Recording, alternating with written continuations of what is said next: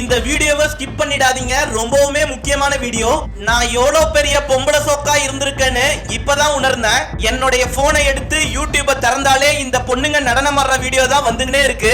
ஏன் தான் இந்த யூடியூப் வெறும் பொண்ணுங்க நடனம் ஆடுற வீடியோவே எனக்கு காமிச்சின்னு இருக்குன்ட்டு யூடியூப் நிறுவனத்து மேல தார்மீக கோபம் எனக்கு வந்துடுச்சு. உடனடியா யூடியூப்லயே இந்த பொண்ணுங்க நடனம் ஆடுற வீடியோ எனக்கு வராத இருக்க என்ன பண்ணலாம்னு சர்ச் பண்ணா யூடியூப் சர்ச் பார்க்கு கீழேயே இந்த பொண்ணுங்க நடனம் ஆடுற வீடியோ எனக்கு ரெக்கமெண்டேஷன்ல காமிச்சிச்சு. உடனடியா யூடியூப்ல எந்த வேலையை பார்க்க வந்தமோ அந்த வேலையை விட்டுட்டு மறுபடியும் இந்த பொண்ணுங்க நடனம் ஆடுற வீடியோவை சும்மா 3 மணி நேரம் பார்க்க ஆரம்பிச்சுட்டேன்.